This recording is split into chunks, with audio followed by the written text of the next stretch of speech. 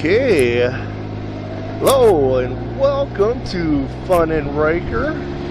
It's my first moto vlog. I'd try it, what the heck. A huge shout out before I get going to Rob from Shot of Rob. He's helping me edit, and I know my editing is not the greatest, but hopefully another couple times my videos will start looking better and my editing skills will improve.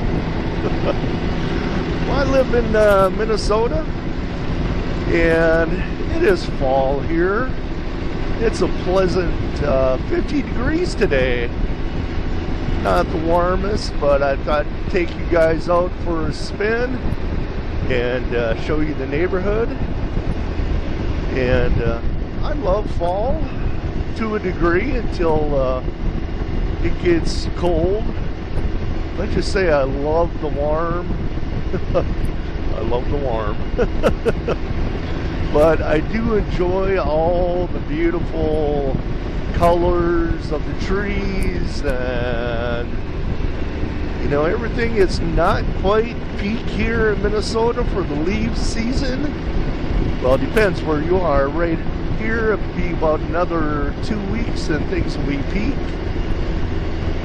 You drive about another hour and a half north and it'll be all peak. So it's getting there. The amount of riding time I have is limited to very little. I probably have less than a month left, and it's always a sad time for me to put away my Riker. It's very sad. But I will have a whole video about that, how to winterize, how to store your bike, all the steps necessary. So that's coming up on my video next. Well, it's coming up. Yeah, I live in Minnesota, land of 10,000 lakes. Actually, there's about 11,500 lakes, and you know, it's a great time of the year to go fishing. You know, I really enjoy fishing.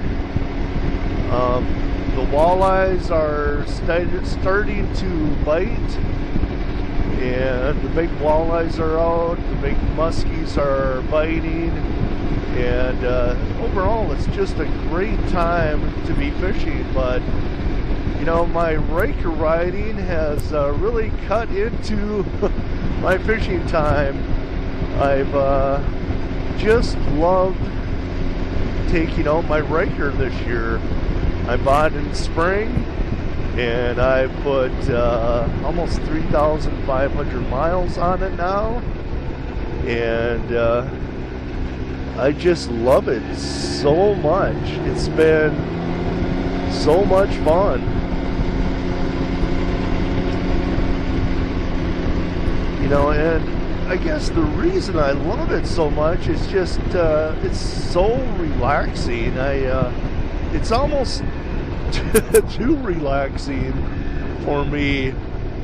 It's like I have to pay attention to where I'm going sometimes. It's not that I'm not paying attention, but I'm just on it. I'm just like so relaxed. And I have to, you know, go back to basic 101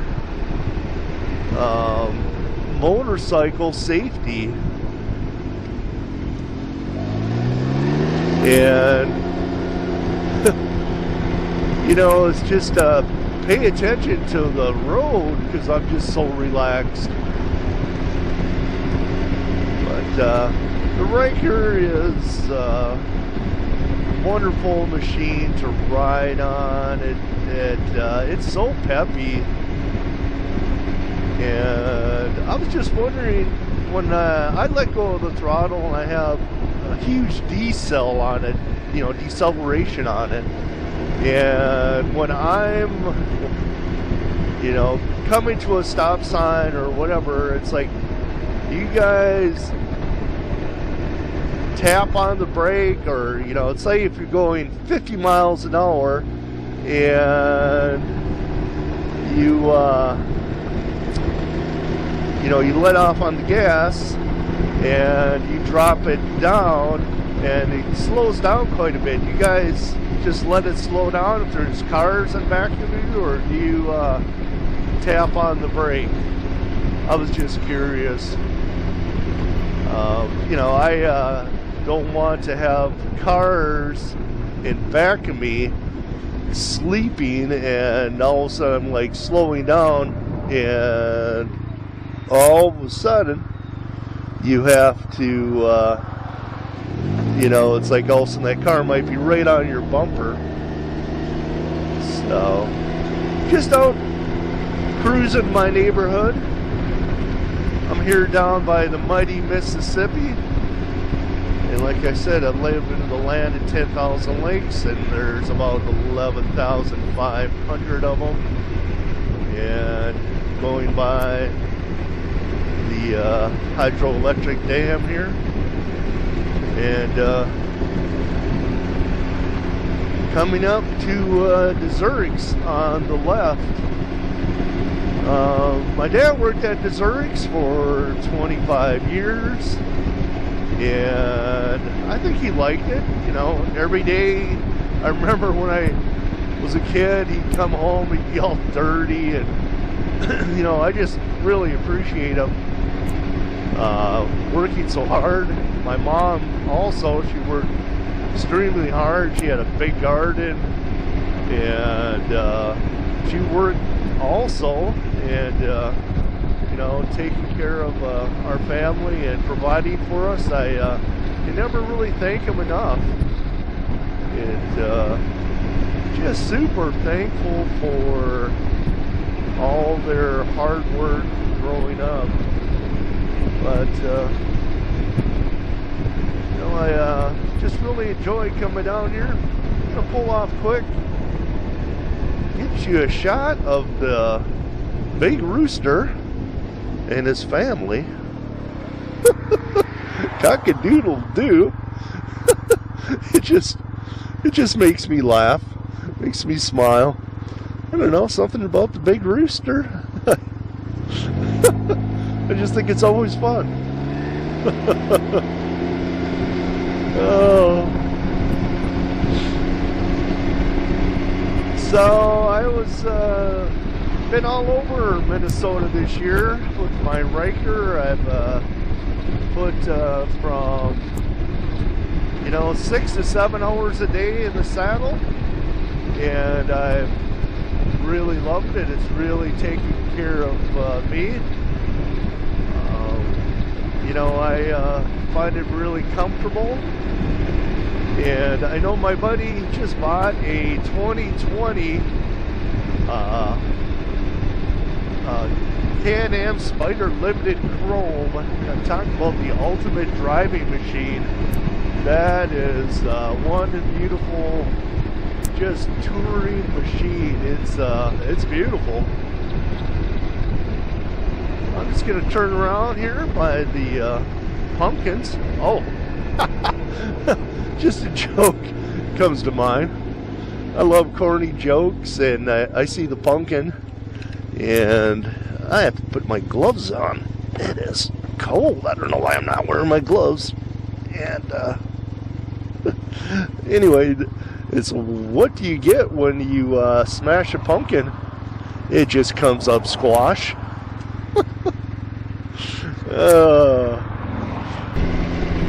So, you know, I've ridden all over the state this summer with Riker, and I have, like I said, I've put, you know, 6 to 7 hours in. I've been all the way up to the Canadian border, up in the North Shore, down south. Just had such a fantastic time, such good memories, just to keep my sanity. And I think that's what the Riker's about, and sometimes it's you know, just just giving it a little bit of gas and giving it the onion. Woo! Oh, but you know, it's driving responsible, and safety is what it's all about. And like I said, I get too relaxed, but I'm always trying to drive safe. One thing about the motorcycle bloggers, or maybe just motorcyclists in general, is like they always think they're the best drivers out there, and they're always saying, well, that car should did this and that car should have did that, and it's like, no, you always have to leave it out. You have to expect the unexpected. If a car all of a sudden like stops right in front of you for no reason, well, you need to expect that. You know, I'm never the guy to be yelling at cars unless he almost tries to kill me. But you know, go back to your safety training. Always remember, you have to be invisible, and you have to find a way out and drive defensively. You know, it's like, yes, it might be the car's fault, but if you always think you're the perfect driver, I doubt it. I know I'm not. I try to do my best out here, and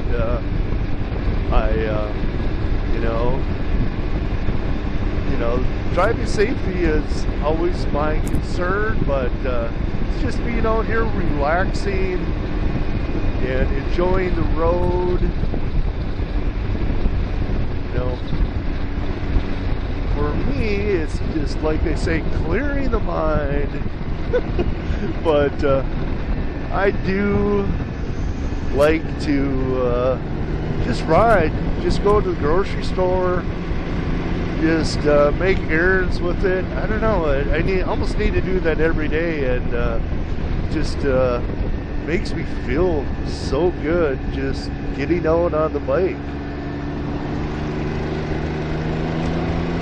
On the right here, we'll be coming up to a view of the top of the Mississippi, and I'm gonna pull over quickly and show you the view. Beautiful Mississippi right now. The leaves aren't quite in bloom, but give it a couple weeks and they will be. So make sure there's no cars in back of me.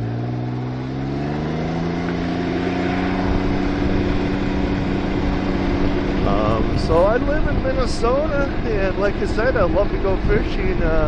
Just wondering how many gals and guys have you gone to Boundary Waters yet? Boundary Waters canoe area. It's a beautiful place to go in Minnesota. I don't know why I was just thinking about that.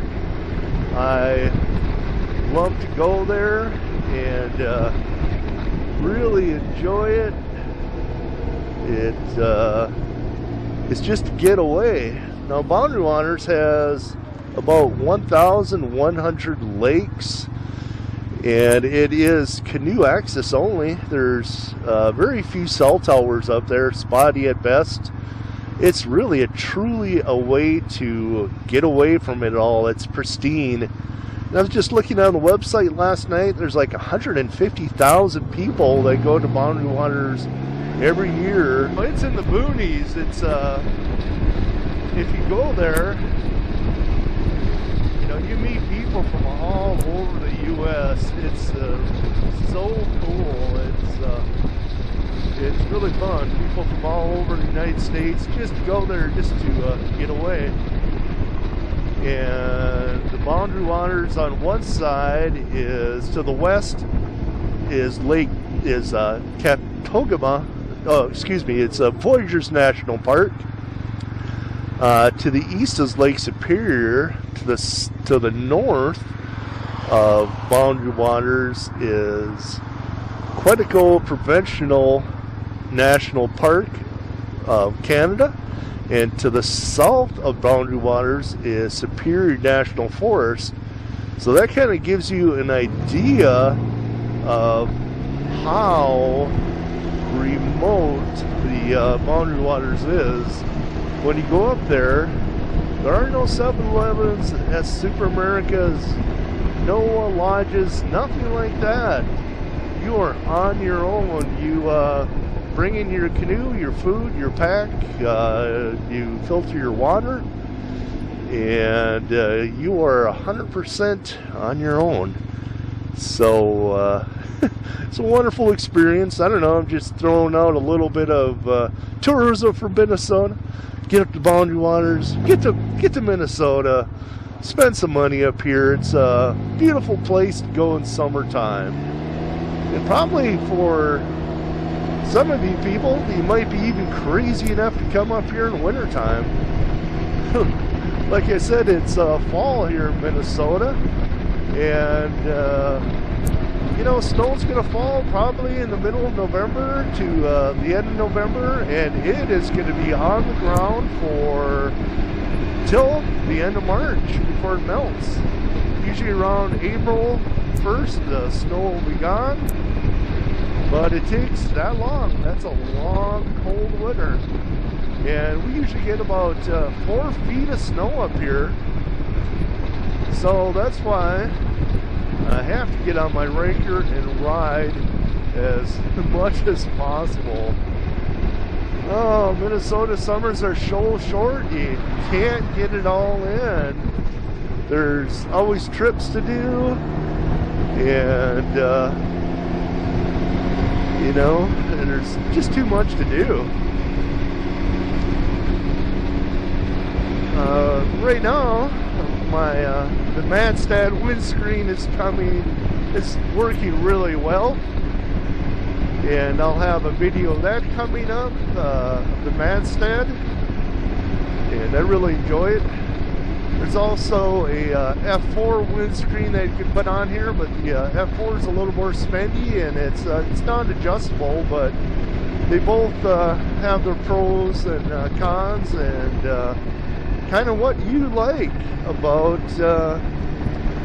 a windscreen. But I like the Manstad because you can adjust it up and down and tilt it back and forth to get more wind or less wind, and that's what I really like. Well, we're coming to the end, and it's getting a little bit chilly out here. I mean, I could ride a lot longer, but I just thought I'd take you guys out in the neighborhood and show you a little bit of the fall colors or to be. So, as always, remember, keep it right and tight. I love you guys. I have, you know, a lot more episodes coming up. And you guys just have a great day. Take care.